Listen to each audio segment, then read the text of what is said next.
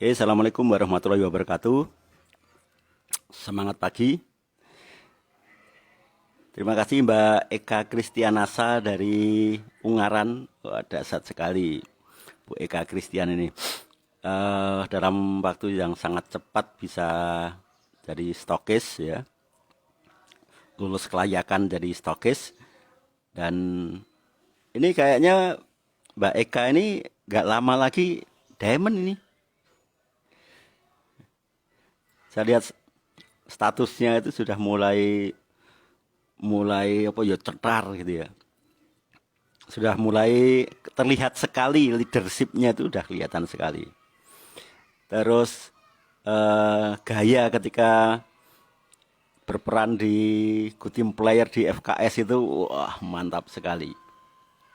Tentunya berkat panduan ya, berkat panduan dari sponsor Bapak Zainal Effendi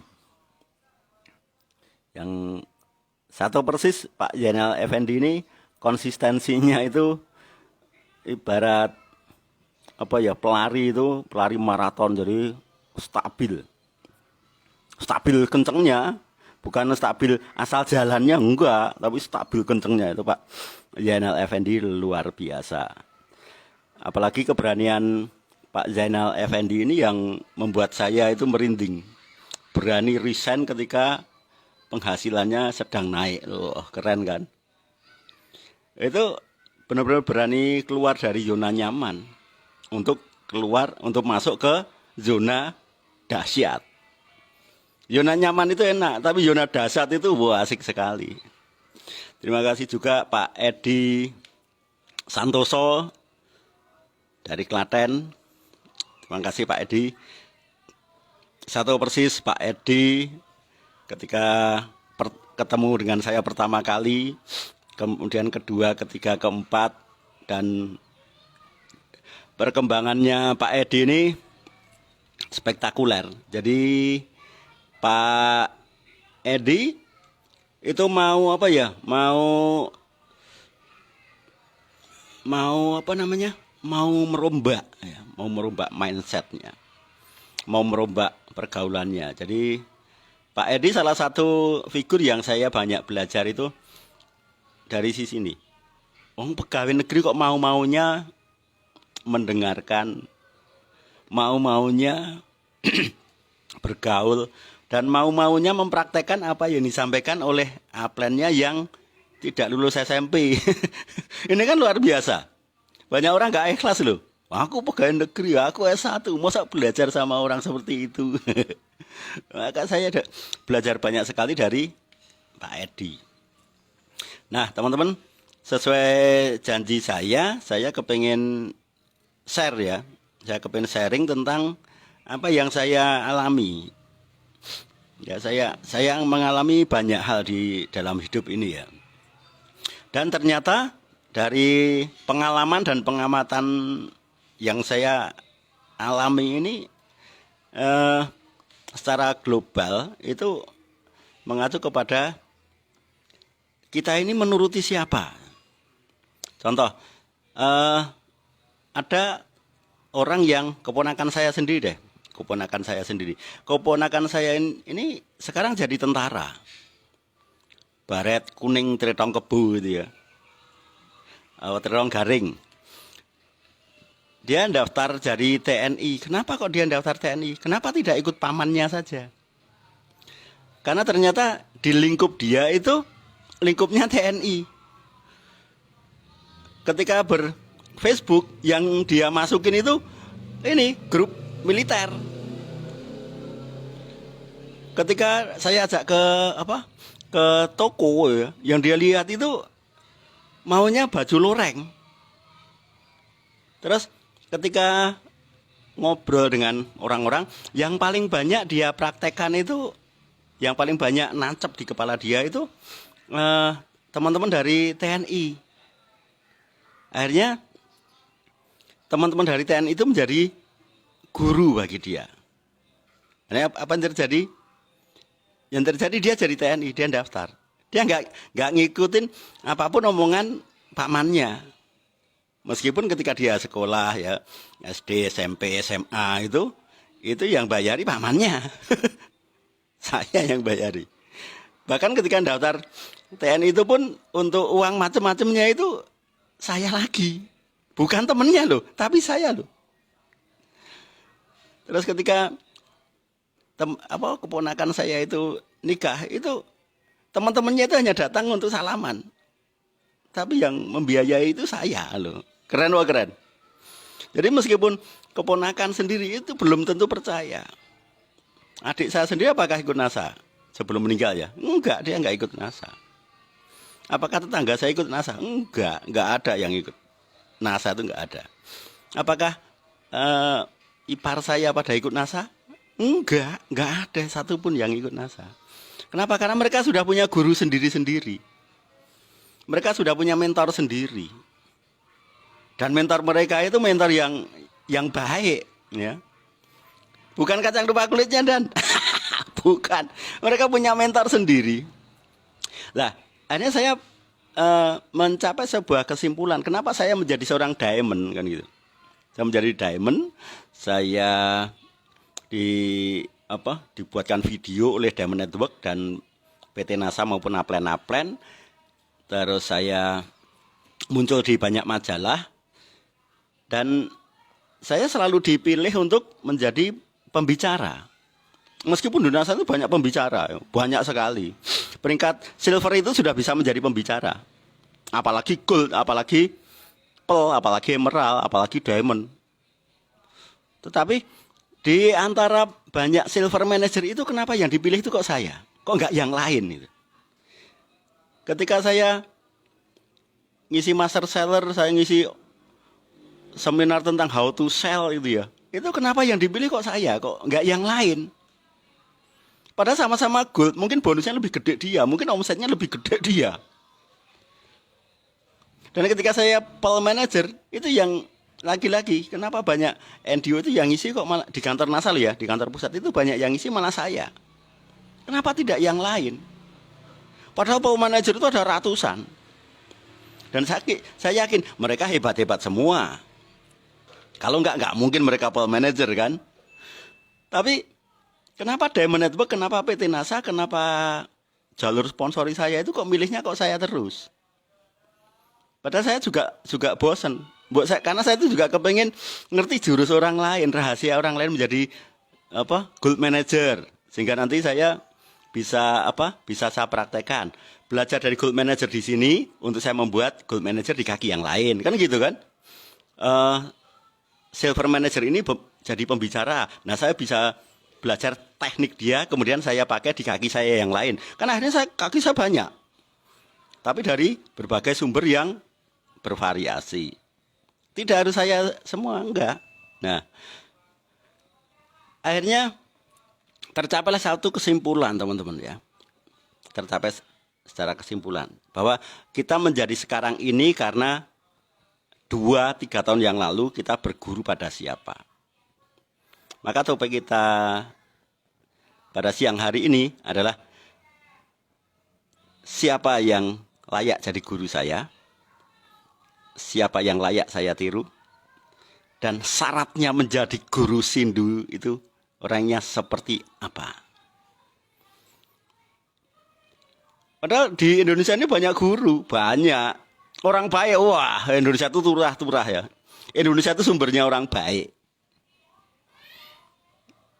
Jadi kalau mencari guru asal baik, wah Indonesia itu gudangnya, itu orang baik semua. Nggak ada orang jahat di Indonesia ini. Semuanya orang baik. Tapi kalau hanya sekedar baik, saya belajar mereka jadi orang baik, ya saya jadi orang umum. Karena baik sudah tidak ada nilai tambah lagi.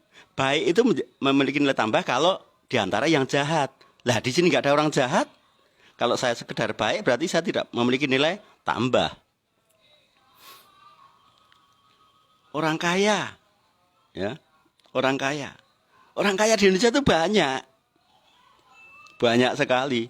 Yang kaya karena punya mobil, terlihat dari mobilnya itu banyak. Kita keluar jalan aja ketemu mobil semua itu. Apalagi jalan tol, itu nggak ada motor, betul toh? Jadi orang kaya di Indonesia itu banyak. Terus banyak orang terlihat kaya karena hobi. Ya kita lihat aja. Orang yang hobi mancing itu kaya semua. Kenapa? Mereka bisa punya hobi. Meskipun mancingnya mancing cetul gitu ya. Apa namanya? Microfishing, kemudian mancing di empang atau galatamanan gitu ya. Ya, main galatama. Itu orang kaya, nyatanya apa dia punya hobi kok. Kemudian cari orang yang apa namanya yang rajin bekerja ya. Indonesia itu gudangnya. Bahkan di Indonesia nggak ada pekerjaan aja pada keluar negeri kok. Mereka orang baik yang rajin bekerja. Terus orang yang apa namanya yang soleh, banyak. Di Indonesia itu banyak orang soleh. Nyatanya setiap kampung ada masjid kok. Setiap kampung ada masjid. Bahkan setiap RW ada musola loh. Berarti Indonesia orang solehnya banyak.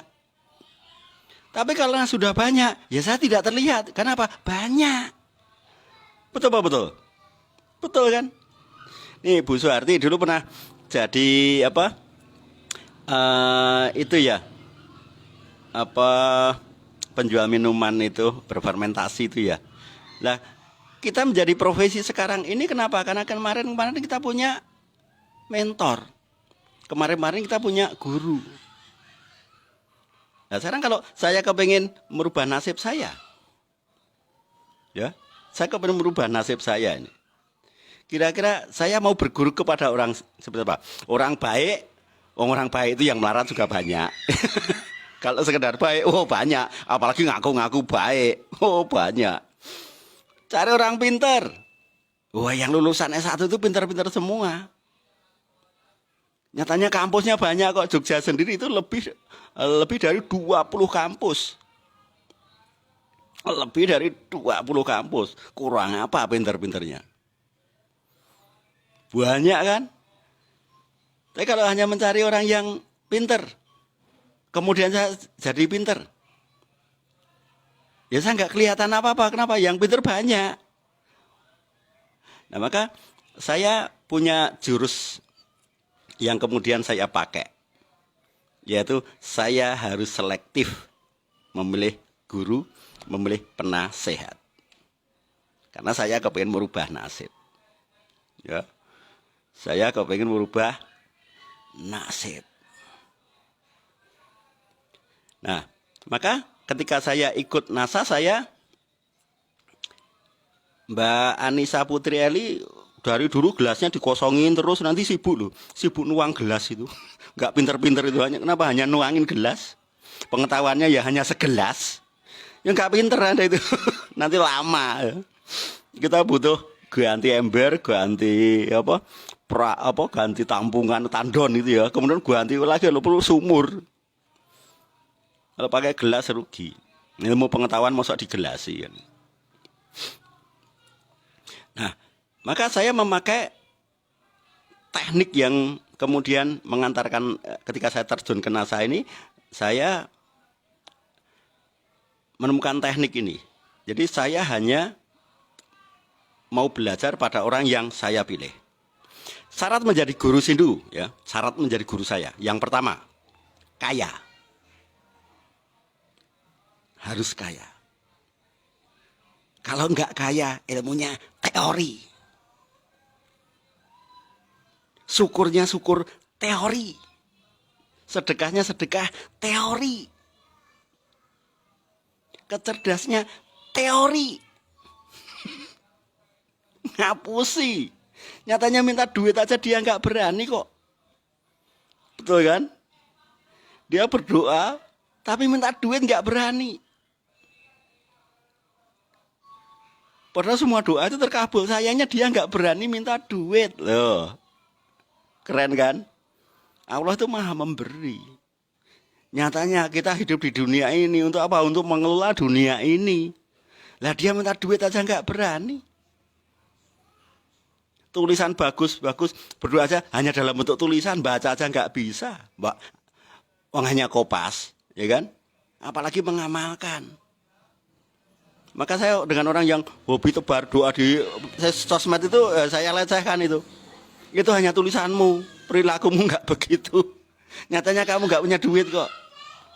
Tapi kalau orangnya punya duit, tulisan seperti itu, wah ini ilmu. Ini ilmu. Kenapa? Dia minta duit. Dia minta duit, minta yang lain dan terkabul semua. Semua yang ada di dunia kalau perlu diminta semua. Untuk apa? Ya untuk kebaikan. Nah, jadi syarat pertama menjadi gurunya saya, yang boleh ngorek-ngorek kepala saya, yang boleh ngotori kepala saya, ini harus orang kaya. Kalau tidak kaya, saya tendang itu. Saya lebih mendengarkan orang yang naik Rubicon untuk ngomong ke saya, Mas Indu sholat, saya lebih menghargai dia daripada yang naik sepeda ontel jelek ngomong Mas Indu sholat, itu tak ludahi itu. Kenapa? Sholat dia orang yang miskin tadi itu kalau sholat ngapain? Mengeluh. Ya Allah, kapan nasibku berubah, kan gitu kan? Bayangkan ketemu Allah saja, dia malah nanya, kurang ajar kan? Kapan nasibku berubah? Lah Allah jawabnya apa? Ya kapan? Oh dunia sudah diserahkan kok masih nanya, kan aneh. Seperti ikan dimasukkan ke dalam kolam masih nanya, ya Allah kapan aku ketemu air gitu. Lah memang itu sudah di situ masih nanya minta air kan gitu. Terus kita bernapas ya. Ini kalau orang-orang yang teori ini. Ya Allah berikanlah aku kelancaran. Itu kan dua orang miskin. Akhirnya diberi benar itu. Oleh Allah itu diberi benar. Tapi bukan lancar duit. Semua yang berfungsi dilancarkan. Yaitu apa? Hidung bernapas dengan lancar. Nah, ya kan? Makin lancar. Jadi narik napasnya bukan hanya semenit sekali, tapi menjadi semenit 5 kali. Kemudian pupnya yang tadinya sehari sekali, ini dibuat lancar lagi. Sehari 5 kali malah mangsur. Betul kan? Terus dibuat lancar lagi, kerjanya makin keras, tapi duitnya nggak dapat. Kenapa? Yang diminta kelancarannya sih, bukan duitnya. Iya kan? Nah, saya mencari guru, pertama harus kaya. Kalau tidak kaya, saya anggap teori. Sebaik apapun, teori. Nah, doa yang diupload oleh orang kaya, itu dia pernah praktek. Tapi kalau orang miskin, doanya adalah mengeluh. Mau kata-kata kayak apapun itu mengeluh. Maka syarat pertama dari guru saya adalah kaya. Kaya yang saya maksud adalah punya penghasilan pasif income sebanyak minimal 50 juta. Nah, orang seperti ini boleh ngotori otak saya. Boleh meracuni saya. Kenapa? Dia pasif income. Dia nggak korupsi. Dia tidak sekedar terlihat kaya. Tapi pasif income-nya itu 50 juta. Nah sekarang kalau pasif income-nya saja sudah 50 juta, berapa modal yang berputar di dia? Berarti ada 10 miliar. Saya belajar kepada orang yang sudah punya aset yang berputar senilai 10 miliar. Sehingga dia tiap bulannya mendapatkan penghasilan 50 juta. Nah, orang seperti itu baru boleh ngajari saya. Baru saya izinkan untuk saya meluangkan waktu untuk ngisi kepada pikiran saya. Di bawah 50 juta saya nggak mau dengar. Teori. Apalagi 50 juta itu karena hasil kerja keras. Saya nggak mau lagi itu. Karena begitu dia sakit, 50 jutanya berhenti. Penghasilanmu berapa? 50 juta. Caranya gimana? Saya harus menggali tanah, ketemu emas. emasnya saya angkat, saya jual, saya dapat 50 juta. Lah, besok kalau kamu sakit, ya nggak dapat aku. Berarti kamu bukan orang kaya. Karena penghasilanmu masih tergantung dengan kekuatan fisikmu. Nah, aku nggak mau berguru. Terus, itu syarat pertama. Syarat pertama adalah kaya dan punya penghasilan passive income minimal 50 juta. Apalagi yang penghasilan 100 juta, passive income, wah saya berguru lagi itu. Yang kedua, syarat menjadi guru saya adalah muda. Syarat menjadi guru saya adalah muda. Kenapa kok muda? Enak kalau punya guru muda itu enak. Kekayaannya kemarin itu, punya kekayaannya dia itu real milik dia. Real hasil karya dia. Dan kalau saya mau belajar jam 2 malam, dia itu masih sehat, masih oke. Tapi kalau kaya tapi orangnya sudah tua, jam 9 malam ngantuk dia. Saya ini masih mau berguru jam 12 ini. Nah, kok gurunya malah ngantuk. Saya mau belajar pagi, dia sedang pijet coba. Aku mau belajar apa ini? Kenapa sudah terlanjur tiklu-tiklu? Dan kalau orang sudah tua, itu ilmunya ilmu kuno. Jadi kalaupun kaya itu kuno sekali. Pak, gimana Anda bisa kaya? Oh, saya harus punya lahan, Mas. Waduh, modar aku. Bener kan? Harus mendirikan pondok pesantren, mati aku. Karena ternyata kayanya dia itu dulunya karena membuka lahan. Dia kaya sekali karena warisan. Nah, lebih celaka lagi. Ya kan? Nah, sekarang kalau muda, saya cari apren-apren saya. Siapa? Oh, ada Pak Ardi. Pak Ardi muda. Saya mau belajar dengan beliau dimanapun, kapanpun itu bisa. Mau belajar secara online bisa. Tapi kalau guru saya itu orang tua, Pak, tolong Pak Japri, saya Japri itu apa le? Pak, mau bikin video live. Wah, aku tuh karena sudah tua ya, anu aja lah. Tahlilan aja deh. Loh, saya tuh pengen ilmu kaya kok diajak tahlilan. Saya tuh baru mau merintis kan gitu. Terus kalau tua repotnya, saya sedang semangat-semangatnya, dia sedang terganggu kesehatannya. Dan pelupa. Dia lupa, apa-apa lupa itu gampang blank. Makanya saya cari guru yang kaya, penghasilan minim, passive income-nya 50 juta, dan orangnya masih muda. Nah, di NASA itu ketemu semua. Saya ketemu Pak Ardi itu usianya beliau masih 30 tahun. 38 tahun. Nah, Pak Ardi 38 tahun, saya 35. Wah, cocok ini. Sama-sama muda ini. Beliau sudah 50 juta. Wah, cocok lagi ini. Diajak ke tempatnya Pak Ali. Pak Ali itu juga muda. Pak Ali dengan saya selisihnya 1 tahun. Saya 35, Pak Ali 36. Wah, ini cocok sekali ini. Penghasilannya Pak Ali di atas 75 juta. Wah, cocok lagi ini. Ini ilmunya pasti up to date. Beliau berdua ini saya datangi jam berapapun selalu ready. Saya mau konsultasi apapun, ilmu yang diberikan ke saya pasti up to date. Nah, terus saya diajak oleh Pak Ali atau dianjurkan silakan ke Pak Agung. Pak Agung itu dengan saya umurnya hanya selisih 2 bulan. Ya. Hanya selisih 4 bulan.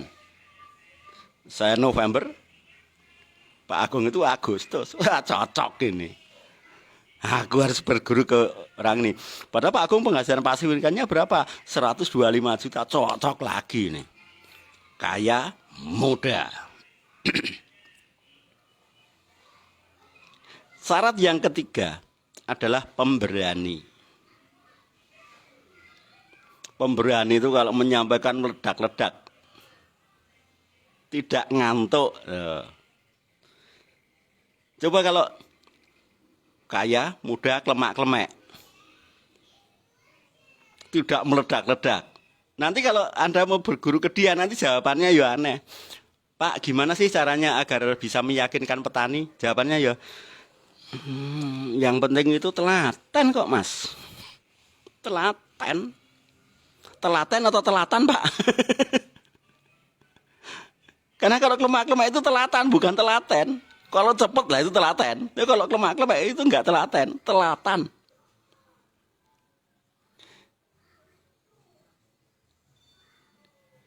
Jadi kalau kita kepengen merubah nasib, ya rubah dulu guru Anda. Rubah dulu lingkupnya. Saya itu begitu. Karena lingkup saya ini sangat kompleks. Ketika saya menggeluti jualan burung, itu saya ke situ. Cukup 1 minggu saya bisa. Saya bisa menjadi pedagang burung. Dan paling sukses di kios burung, di pasar burung itu saya paling sukses.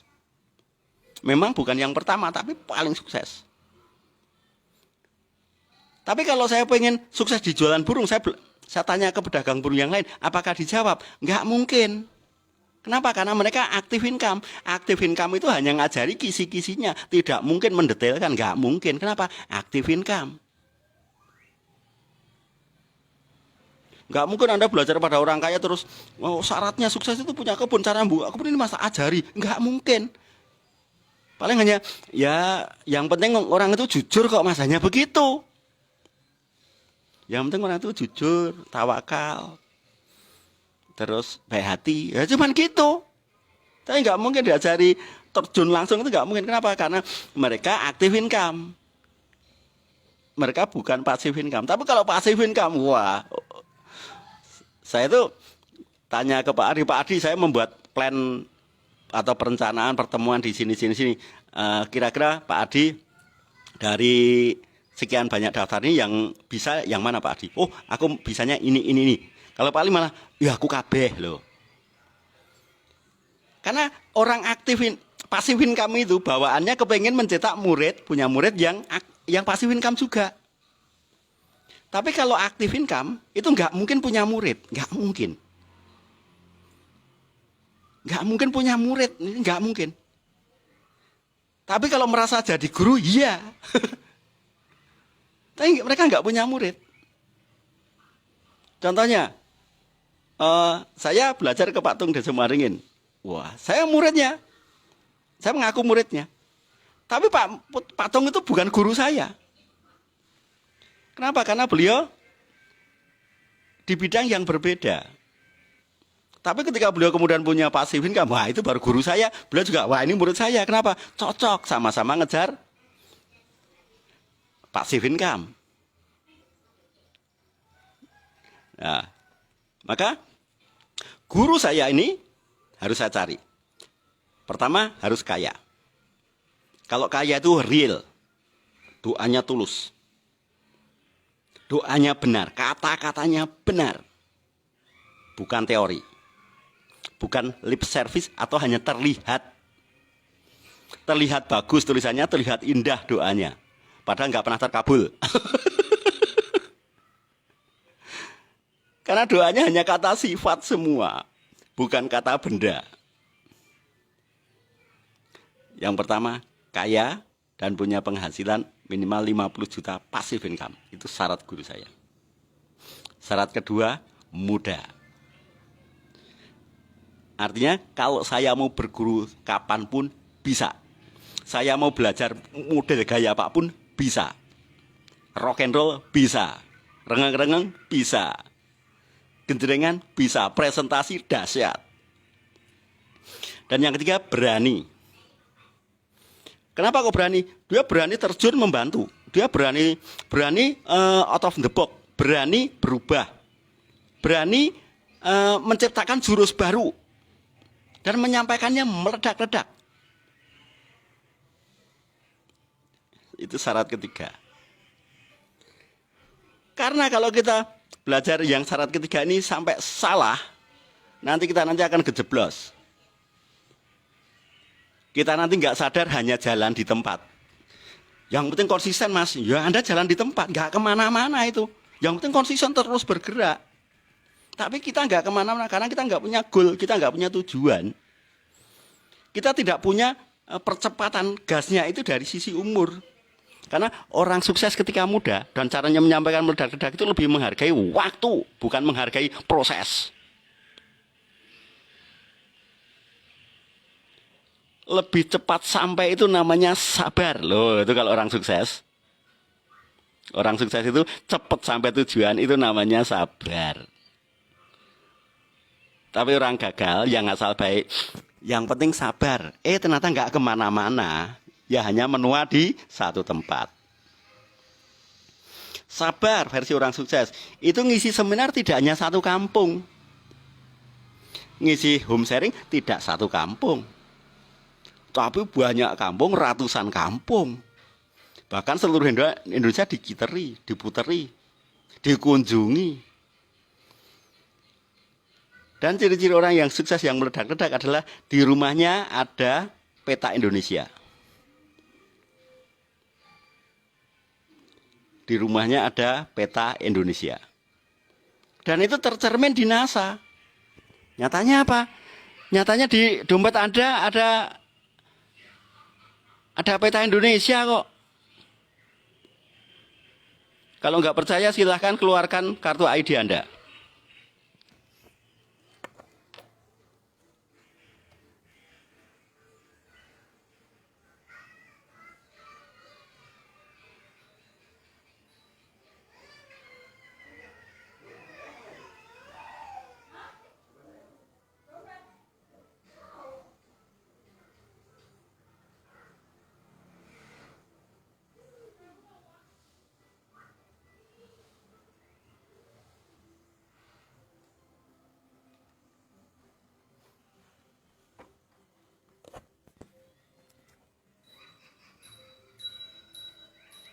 Dan di KTP kita itu ada gambar Indonesia.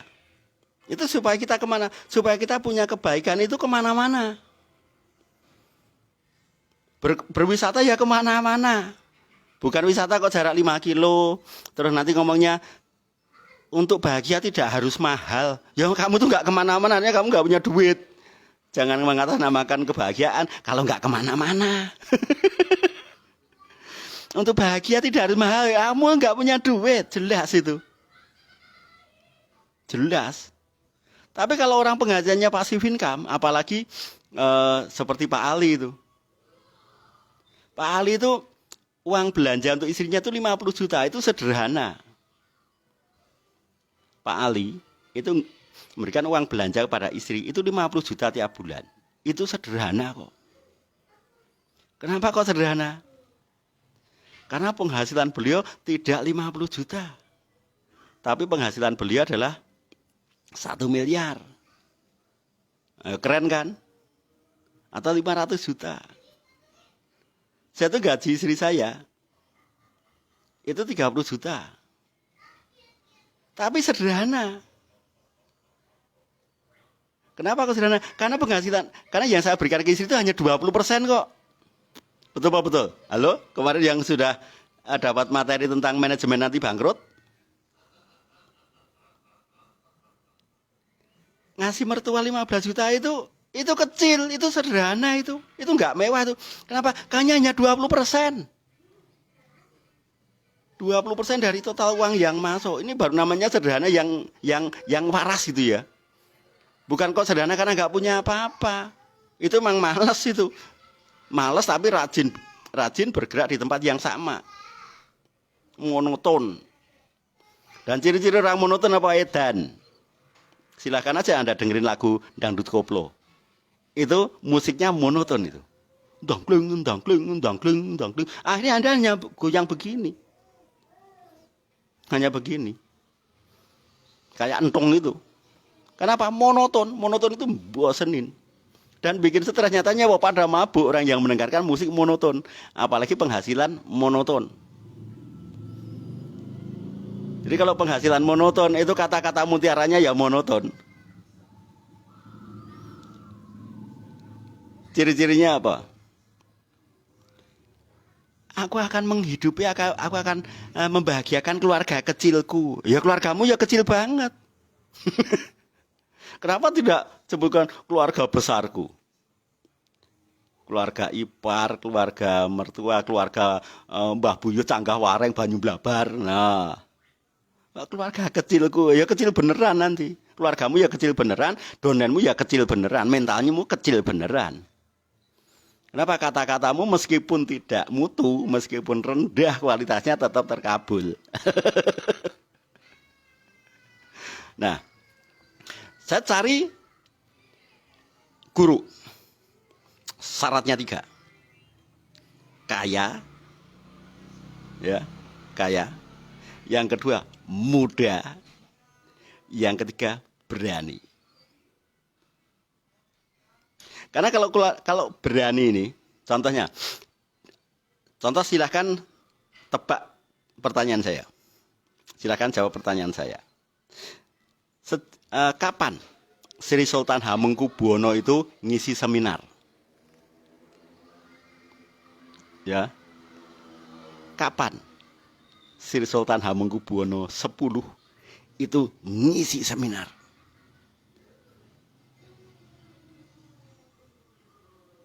Nggak pernah. Kenapa kok nggak pernah? Padahal beliau muda, kaya.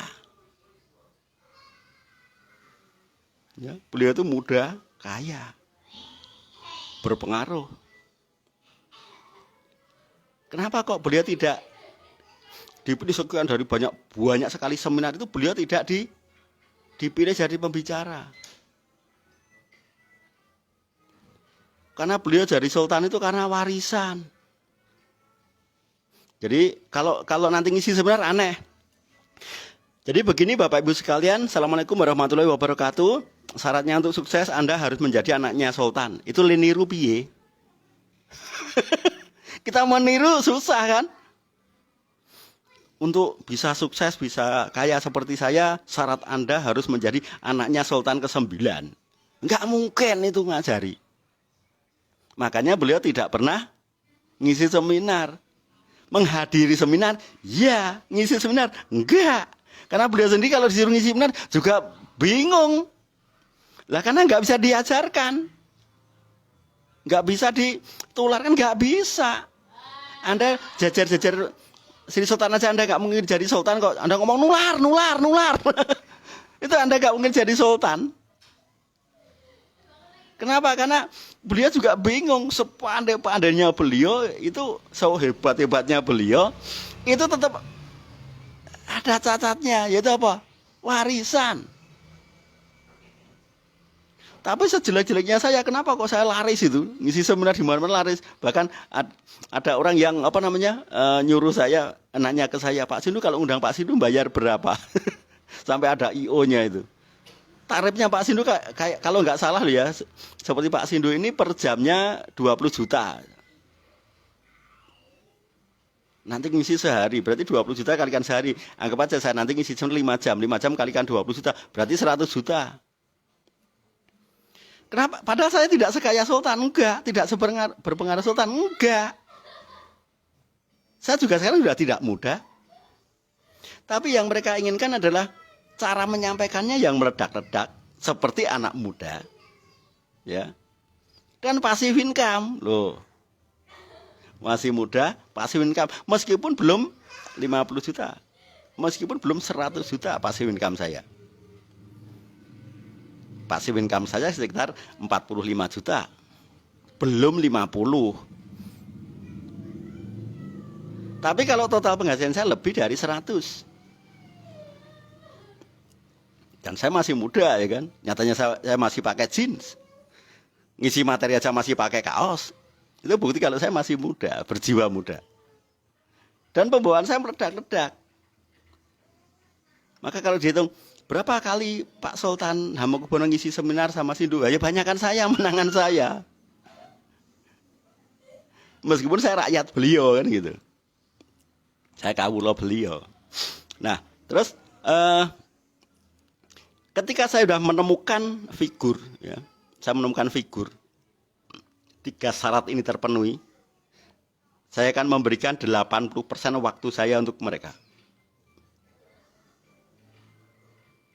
Saya akan memberikan 80% hidup saya kepada mereka. yang 20% untuk anak istri. Dan saya batasi dalam waktu 5 tahun. Maka saya dulu ngomong kepada istri saya, Bu, aku geluti NASA 5 tahun. Jatahmu hanya 20% dari waktuku. Kalau satu hari ini 24 jam, aku tidur 8 jam, masih sisa 18 jam. Nah, 18 jam ini dibagi 5. Berarti aku ada waktu untukmu hanya 2 jam. Selebihnya aku harus dengan upline-ku, dengan guruku, dengan mentorku. Saya akan tiru habis dia. Tapi aku hanya berguru hanya 5 tahun. Mari Bu, Ibu umurnya sekarang berapa? Nah, pada itu saya umur 35 tahun. Umur 40 tahun aku berhenti. Aku berhenti berguru. Saya tidak 80% lagi berguru. Kalau 5 tahun ini 80% waktuku untuk berguru, 20% untukmu. Tapi besok setelah 5 tahun, untukmu 80%, untuk upline-ku 20%.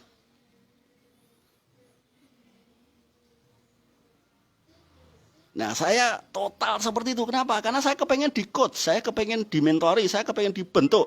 Saya akan mengikuti dia, saya akan punya ekonomi dan kemampuan seperti dia. Dan ternyata Bapak-Ibu sekalian, guru-guru saya ini punya jurus yang sangat ampuh. Mampu menyelesaikan banyak masalah. Contoh, tadi ada orang, Pak Gamin ya, itu kan nanyakan, Pak, kelemahan saya itu nggak punya modal. Kalau Anda yang Anda lihat orang punya usaha itu adalah toko, maka ya Anda nggak mungkin punya modal. Kalau usaha yang Anda lihat itu usaha seperti toko, Anda nggak mungkin punya modal. Sampai kiamat pun Anda nggak punya modal. Kenapa? Karena pandangan Anda masih bisnis harus punya seperti toko. Itu sampai kiamat gak akan. Gak mungkin bisa. Tapi coba kalau saya menggeluti NASA. Modal bisnis NASA saya itu bukan uang. Bukan stok barang. Bukan. Bukan itu. Itu hanya untuk stok produk itu hanya alokasi kok. Hanya hanya ini loh. Hanya mempraktikkan manajemen anti bangkrut kok. Tapi modal saya di bisnis saya itu apa? Modal saya di bisnis saya adalah saya punya upline. Punya mentor, punya guru tadi itu loh. Itu loh modal saya. Kenapa? Karena sudah menghasilkan 50 juta. Dan saya tinggal bagaimana saya agar klik dengan beliau. Beliau komitmen dengan saya. Maka saya pakai jurus botol. Jurus saya di NASA itu botol. B, berani. O, optimis. T, tenaga. O, orang lain. Karena ternyata semua orang kaya jurusnya sama. Botol. Berani, optimis, tenaga, orang lain. Untuk apa? Ya, untuk apa ini? Karena kita punya kelemahan ini. Kita ini punya kelemahan. Maka saya gunakan modal terbesar saya, plan itu. Kenapa beliau punya kelebihan, sementara saya punya banyak kelemahan. Nah, begitu saya klik dengan beliau, saya bisa menggunakan beliau. Saya gunakan Pak Ardi. Saya tinggal edifikasi Pak Ardi kepada Pak Munir. Saya tinggal edifikasi Pak Ardi ke Mas Abror. Saya tinggal edifikasi Pak Ardi ke Pak Purwo. Saya edifikasi, caranya ngedifikasi. Untung aku tuh punya mentor. Karena sejak dulu kita punya mentor. Saya tuh punya mentor. Di dunia ini saya punya 2 ayah. Ayah kaya sama ayah miskin. Ayah miskin itu yang ngajari saya itu sedekah, tapi ya hanya kata-kata. Sabar. Yang penting tawakal, tapi nggak kemana-mana. Hanya teori semua. Tapi saya punya ayah kaya. Kalau kamu kepengen berhasil, ya Anda harus memiliki public speaking skill yang bagus. Anda harus punya dream yang dahsyat. Dan Anda harus punya mentor.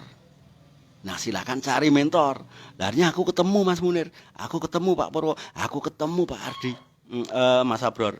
Mentor yang mampu merubah nasib saya. Karena selama ini saya, seumur hidup ini saya hanya berguru hanya belajar dengan ayah miskin. Makanya saya miskin.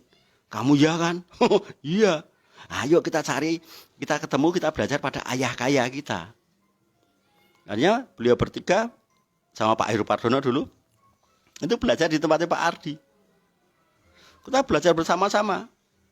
Ini yang terjadi apa? Pak Purwo Diamond, Pak Heru Pardono almarhum eksekutif Diamond, Pak Abror double Diamond, Pak Munir double Diamond.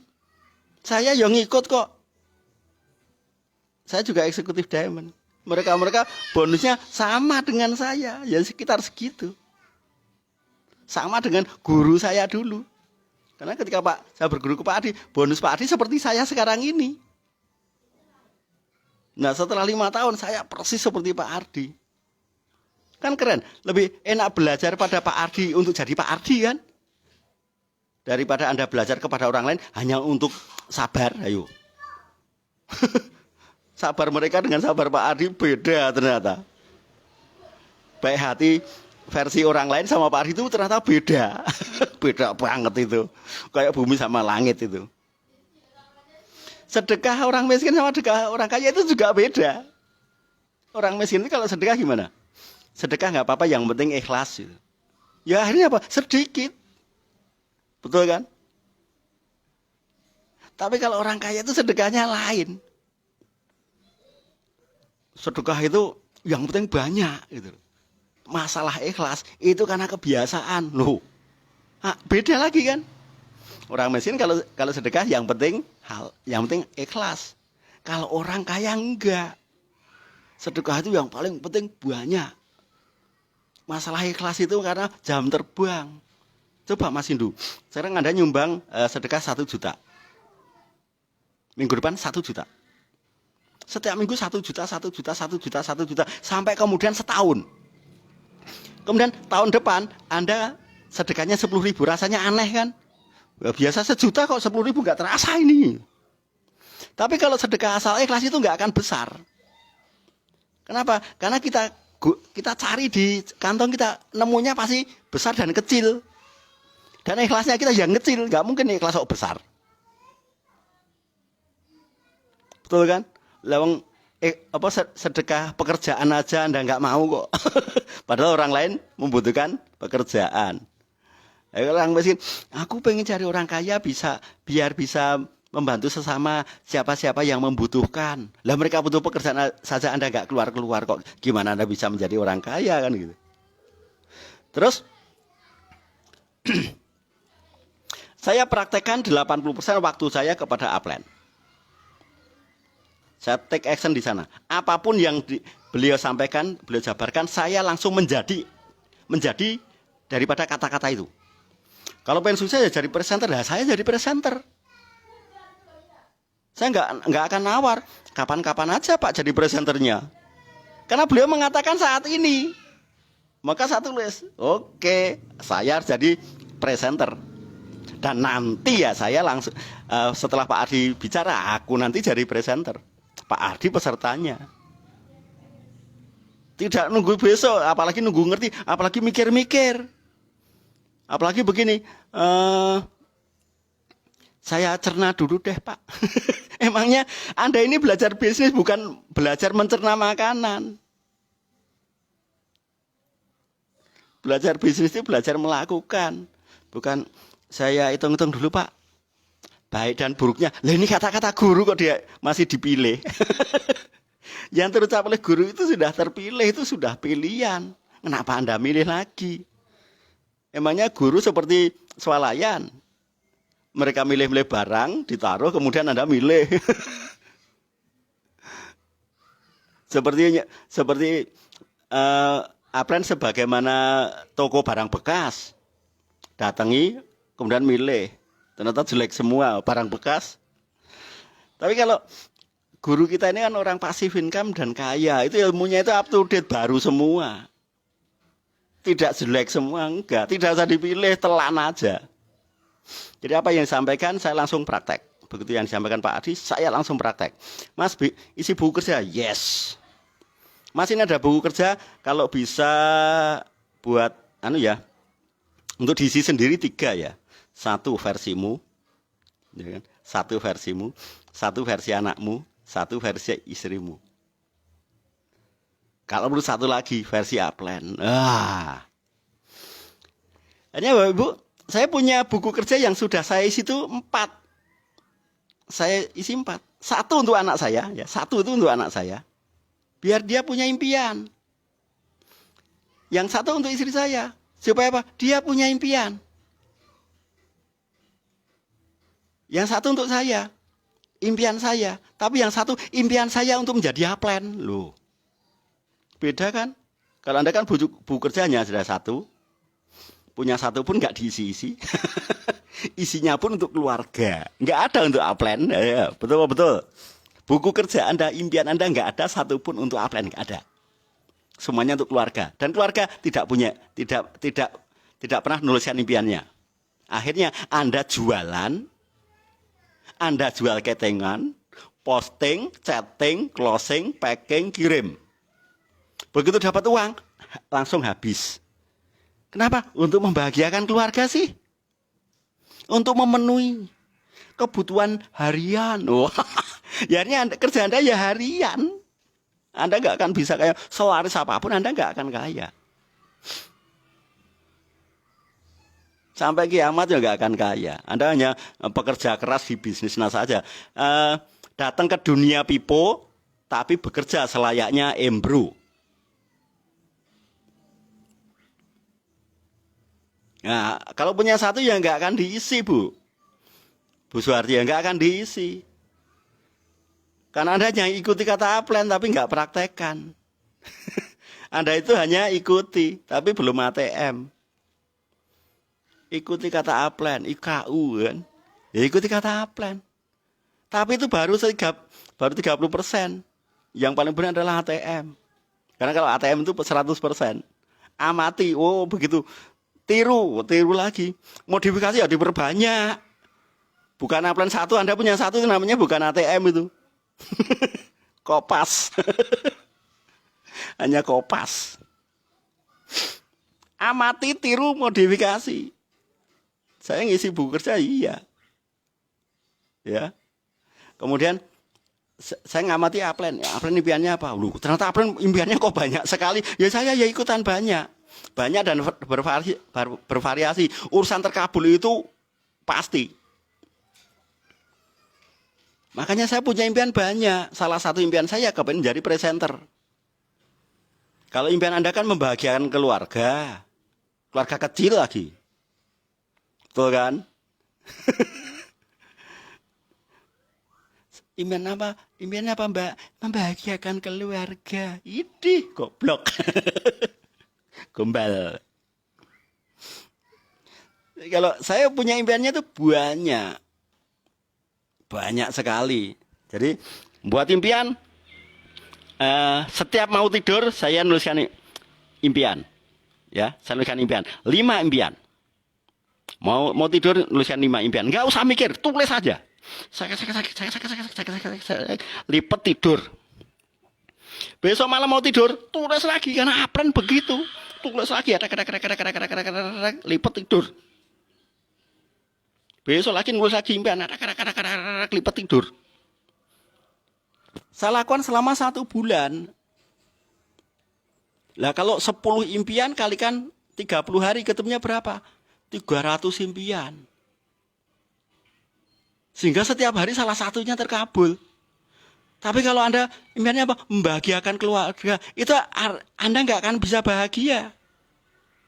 Anda sampai kiamat nggak akan bahagia. Buktinya apa? Buktinya Anda nggak ada Anda saja, keluarga Anda hidup kok. Betul. Saya ini ada maupun tidak, keluarga saya tetap ada kok. Tanpa saya mereka juga bisa hidup, kan itu. Mereka juga bisa bahagia. Maka urusan bahagia bukan impian, itu bukan urusan kita lagi. Gak perlu kita urus. Urusan bahagia itu hanya alokasi waktu kok. Itu apalagi punya saya juga belum diisi, Pak. Lah kalau Anda saja nggak punya nggak diisi, ini donenmu ya nggak ngisi semua. Itu Anda mau memotivasi mereka ya klenger. Tapi kalau saya mau ngisi 4 buku kerja, ya, saya sendiri punya 2 versi saya, yaitu impian-impian tadi, sama versi Upland. Apa sih yang diinginkan oleh Upland terhadap donen? Semua Upland itu kepengen donennya kron loh. Maka saya tuliskan kron. Punya stoknya sekian. 3 kaki kron semua loh. Punya stoknya center sekian. Punya grup support sekian. Punya jadwal NDO setiap bulan itu ada 100. Impian kan gratis, tinggal nulis. Urusan terkabul kan urusan Allah kan gitu. Dan nyatanya terkabul. Dari impian 100 stokis per bulan, ya, nyatanya bisa 2 stokis per bulan kok saya. Bahkan sekarang 2 stokis per minggu. Bisa-bisa tahun depan ini 5 stokis per hari. Kenapa? Karena impian jadi punya banyak stokis itu saya tulis. Untuk urusan membahagiakan keluarga nggak ada itu. Itu di Anda saja, bukan di saya. Biar keluarga Anda bahagia, saya kaya. Nah, terus saya langsung praktek ya. Kenapa? Karena mumpung gini, saya menghargai waktu sekali. Ini ilmu kaya. Kalau saya tidak kaya, nanti istriku sengsara ini. Nanti anak-anak saya juga bingung, nanti anak-anak saya nggak pede. Anak saya ketemu orang punya mobil aja takut. Anak saya ketemu orang yang turun dari pesawat aja takut. Kenapa ayahnya miskin sih? Yang miskin cukup masa kecil ayah saja, bukan masa kecilmu. Dan saya juga gak setuju dengan orang yang saya terbiasa hidup susah kok Pak. Biasa susah kok bahagia loh, kok bangga. Saya itu malah gak mau susah. Saya itu susah gak mau, bodoh aja saya gak mau kok. Bismillahirrahmanirrahim, hari ini adalah kebodohan saya terakhir. Loh. Bismillahirrahmanirrahim, hari ini adalah miskin saya terakhir, besok sudah kaya. Itu doa saya seperti itu. Dan saya ngomong itu saya bacakan Al-Fatihah sehingga terkabul beneran. Kalau Anda kan posting doa biar di-like. Aku kepengen bahagia, berarti Anda menderita. Anda menderita itu di-like. Bukan impian Anda yang di-like loh ya, tapi kondisi sekarang ini yang mereka like, artinya diamini. Makanya awet. Nah, terus jurus kedua dari semua orang sukses. Yang pertama tadi kan botol, berani, optimis, tenaga orang lain. Saya bisa mempergunakan PT NASA, tenaga ahli NASA, para Upland untuk meyakinkan orang lain. Itu botol. Berani, optimis, tenaga orang lain. Begitu mereka mencontohkan, saya tinggal, oh begini toh terlihat ahli itu. Oh penampilannya seperti ini toh. Oh pilihan katanya ini toh. Oh bisa ngomong begitu, yang dibaca bukunya ini. Oke deh, saya ATM. Ikuti kata Upland, ATM. Buku kerja nggak diisi. Itu namanya tidak ATM. Hanya lip service. Omong trok, ya. Gombal. Kalau datang rumah saya tak pukul pakai tak tampar pakai sandal lili, plok plok plok, waras. Yang pertama botol, yang kedua bodol. Orang kaya jurusnya bodol. Berani, optimis, duit orang lain. Yang pertama botol, yang kedua bodol. Berani, optimis, duit orang lain.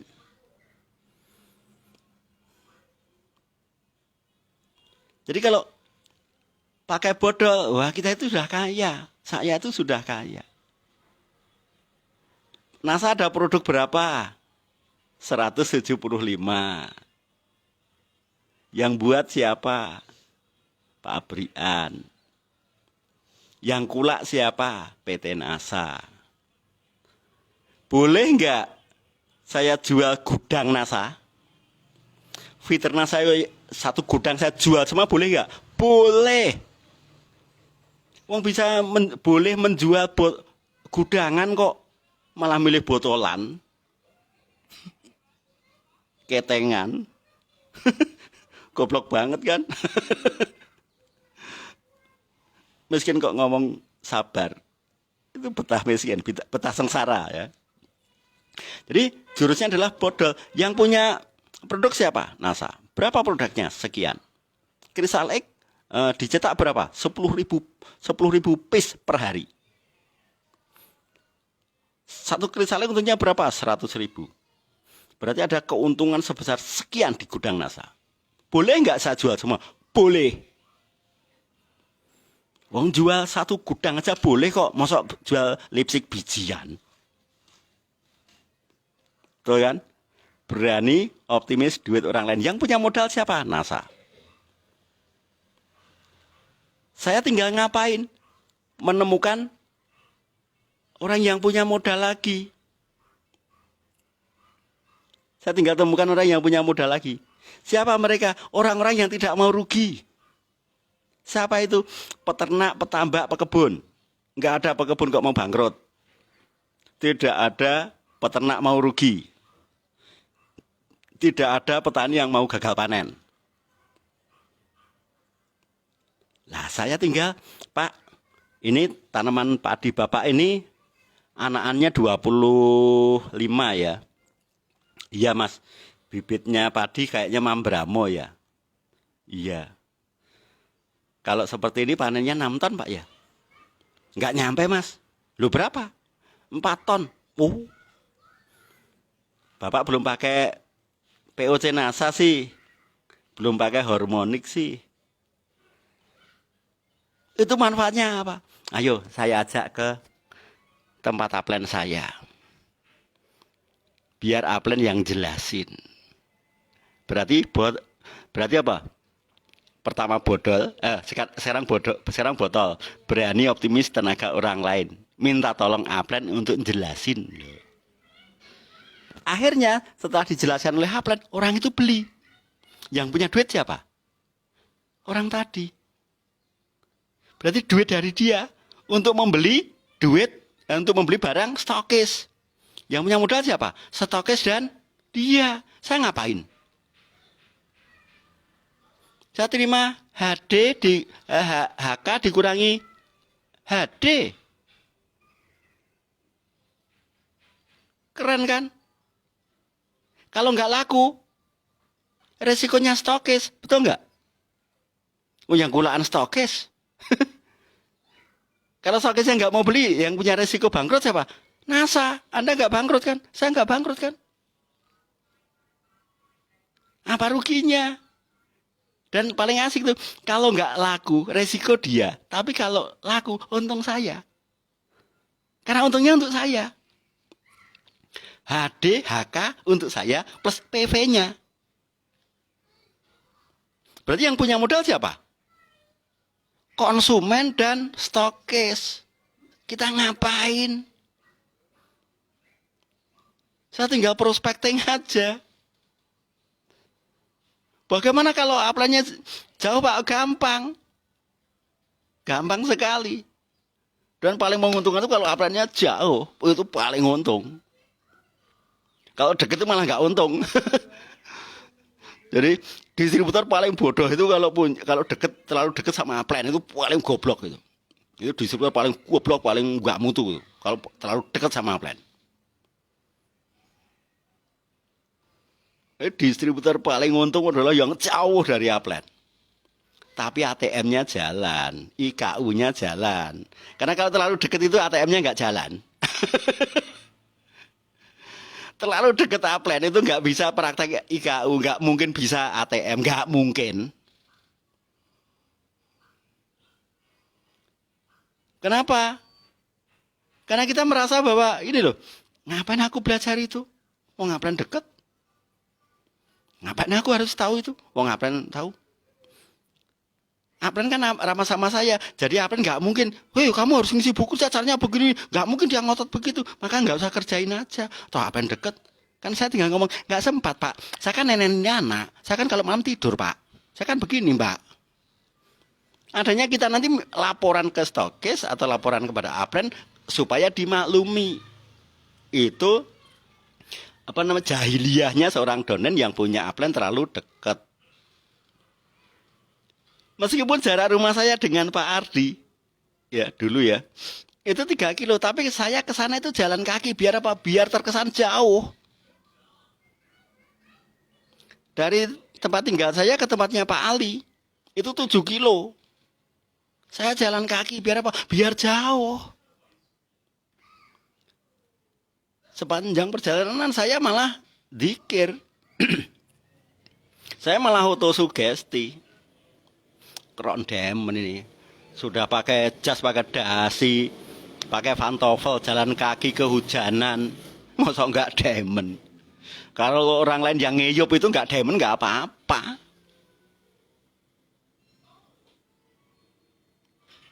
Jadi Aplen itu kalau jauh bau wangi, kalau deket bau tai. Jadi kalau jauh itu bau wangi, tapi kalau deket bau tai. Maka jaga jarak dengan Aplen, tapi amati tiru wajib. Sehingga gini, sehingga saat saya ketemu Aplen itu betul-betul saya dapat sesuatu untuk merubah nasib saya. Bukan ketemu Aplen hanya ngopi bareng, ya Pak Aplen. Ya Aplen itu mau aja ngopi dengan Anda, wong Aplen juga penggemar kopi. Tapi dapatnya nanti Anda nyasah-sah gelas, nggak dapat apa-apa. Kalau dekat dengan Aplen itu malah kita nggak berdaya. Kenapa? Sedikit-sedikit dimaklumi. Karena Aplen pasti orang baik. Loh. Hebatnya Aplen itu, Aplen Diamond ya, itu Anda mau rontok maupun tidak, itu nggak ngurus itu loh. Anda mau berhasil kayak, Anda mau gagal kayak, itu nggak ngurus. Kalau berhasil ya alhamdulillah untukmu, kalau nggak berhasil aku cari yang lain. Tipenya Pak Munir kan begitu. Aku udah ngasih ilmu kok. Kalau mau dipakai silahkan, enggak ya enggak apa-apa kok. Enggak praktek juga enggak apa-apa kok. Yang penting aku nambah jam terbang kok. Kan Pak Munir begitu kan? Kenapa? Karena Pak Munir terlalu lembut. Pak Munir itu terlalu apa ya? Terlalu rileks. Beliau itu sudah luweh-luweh gitu. Mau jadi karepmu ora ya mau daro gitu loh. Mau sukses ya karepmu, ora sukses ya ndasmu gitu loh. Ya goblokmu. Terus kalau deket sama Aplen kita nggak akan kreatif. Karena kita jaga ke. Nah, bagaimana kalau saya punya Aplen jauh, maka saya anggap Pak Ardi itu jauh secara fisik jauh dengan saya. Tapi ikatan emosionalnya kuat sekali. Maka sejauh apapun posisi saya dengan Pak Ardi, saya gunakan beliau, yaitu botol tadi, berani optimis tenaga orang lain. Ngopi sambil sharing ya hanya dimaklumi mbak, nggak mungkin sharing hebat, nggak mungkin, hanya dimaklumi. Anda nggak akan praktek kok, hanya sharing kok. Sharing aja yang banyak ngomong Aplen Anda, bukan Anda kan Mbak Yani Septian Arifin. Nah ketika saya ketemu prospek, weh, Bapak mau nanam cabai?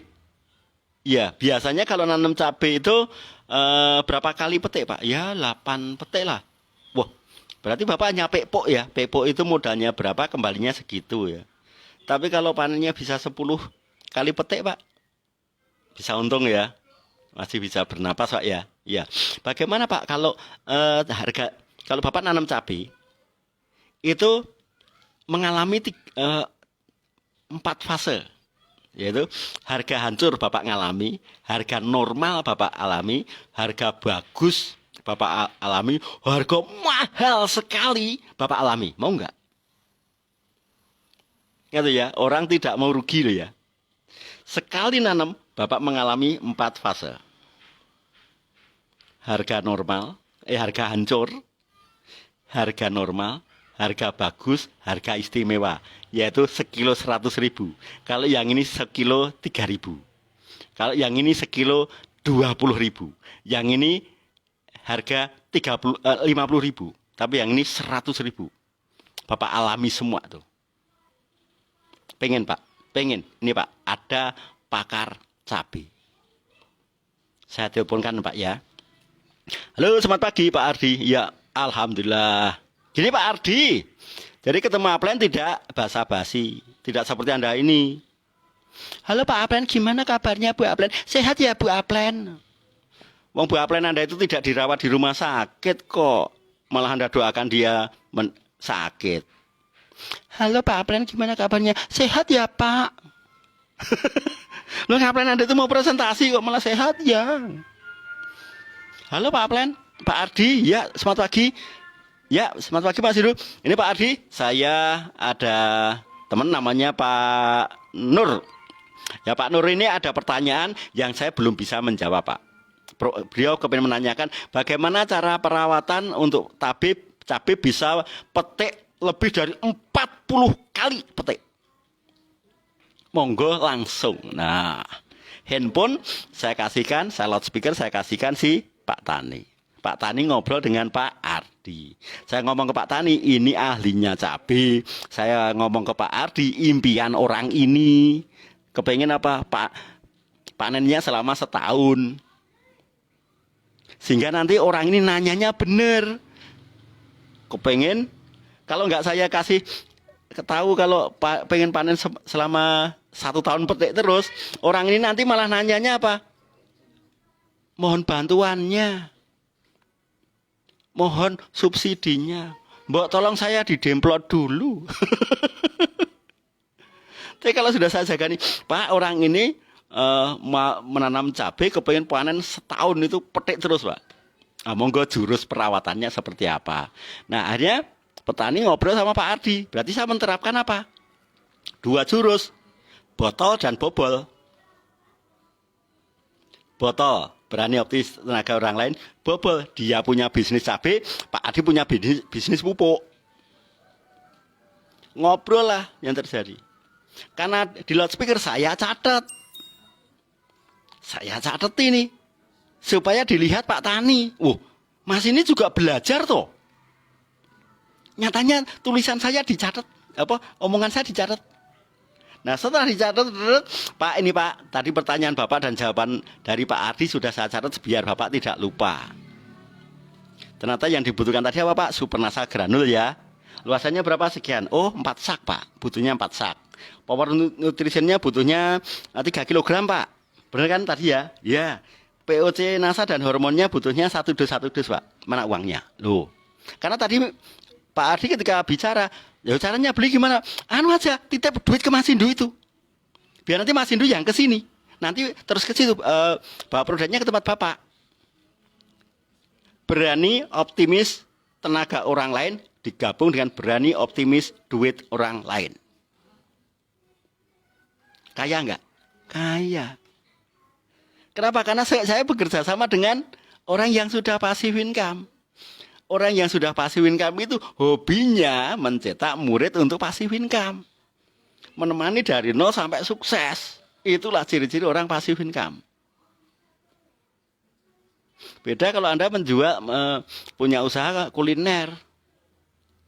Tanya ke bakso paling enak. Halo, assalamualaikum. Ya, Pak, saya mau nanya nih. Saya kan juga mau buka usaha bakso nih. Gimana agar bakso jualan saya nanti selaris Bapak? Kira-kira diajari nggak? Nggak diajari. Paling hanya diomongin begini. Yang penting parkirannya luas kok Mas. Yang penting itu orang itu jujur kok. Hanya itu, nggak mungkin diajari detail, nggak mungkin. Tidak mungkin. Kenapa konvensional? Karena keberhasilan Anda adalah pesaing. Karena sama-sama menjual produk yang mengenyangkan. Konvensional itu, kenapa kok tidak ada dosennya? Karena kalau sukses itu mengalahkan. Mengalahkan. Beda kalau main jaringan. Main jaringan itu suksesnya bersama. Tapi kalau konvensional enggak. Anda buka apapun enggak akan diajarin apa pesaing. Contoh, pedagang bakso, musuhnya siapa lawannya? Bukan pedagang bakso lagi. Tapi jualan yang mengenyangkan, yaitu angkringan, mie ayam, siomay, itu pesaing semua itu. Musuhnya banyak, lawannya banyak karena sama-sama mengenyangkan. Ini kan solusi untuk saya, karena saya nggak punya modal, bagaimana saya bisa sukses ini? Saya harus menerapkan botol. Modal saya itu botol, berani, optimis, tenaga orang lain, yaitu jajaran upline core saya. Jadi upline core bukan hanya yang berperingkat loh ya, bukan hanya yang stokis, enggak. Tapi harus 3 ini, kaya, muda, ya, kaya, muda, dan berani. Bukan yang imbas-imbis. Malah bagi Anda yang sudah punya donen banyak, imbas-imbis Anda saya anggap bukan core. Nyatanya imbas-imbis kok. Core versi saya itu yaitu 3 tadi. Kaya, muda, pemberani. Meskipun 1 juta rupiah bonus Anda, tapi pasifin kamu, ini dahsyat. Daripada 100 juta tapi aktif income. Ya, paham ya? Nah, saya langsung mempraktekkan 2 jurus dalam 1 waktu. Berani, optimis, tenaga orang lain. Saya lihat jalur sponsori saya yang memenuhi syarat jadi guru saya berapa orang nih. Ini oke, sampai kemudian ketemu PT NASA.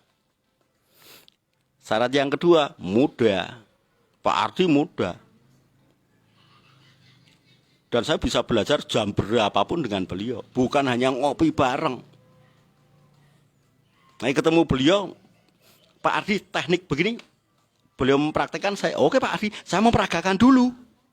Saya presentasi dulu, Pak Ardi nilai yang kurang pas yang mana Pak Ardi ya?